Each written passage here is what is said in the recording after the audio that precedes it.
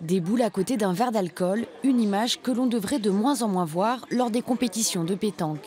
Il sera bientôt interdit de concourir alcoolisé. Même si le comité départemental du Gers l'autorise encore, les joueurs trouvent cette future mesure pertinente. Moi, je suis pour. L'image de la pétanque n'est pas du tout bonne, c'est-à-dire qu'on a un sport qui paraît pour un sport de vacances seulement, un sport presque d'alcoolique, et ça redorerait totalement l'image de la pétanque, parce que qui est véritablement un sport en fait. Mais alors pourquoi renforcer maintenant cette réglementation? Ce passionné, arbitre depuis près de 30 ans, a son explication.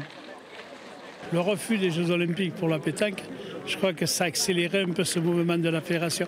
Malgré que la fédération partait déjà sur ce principe-là de mettre des contrôles de plus en plus d'alcoolémie, il y a très peu de problèmes à la pétanque, mais le peu qu'il y a déjà, ça fait beaucoup de bruit. Lors de chaque compétition, des équipes seront tirées au sort et seront soumises à des tests d'alcoolémie par des personnes habilitées. Si un des joueurs, ou plusieurs joueurs, ont une norme supérieure à 0,50, la partie ne peut pas reprendre. Si au bout d'une demi-heure, le taux n'est pas redescendu en dessous de 0,50, ils sont exclus de la compétition. Dans le Gers, ces contrôles devraient être mis en place dans le courant de l'année. Certains craignent quand même que les recettes des buvettes diminuent si la consommation d'alcool est régulée.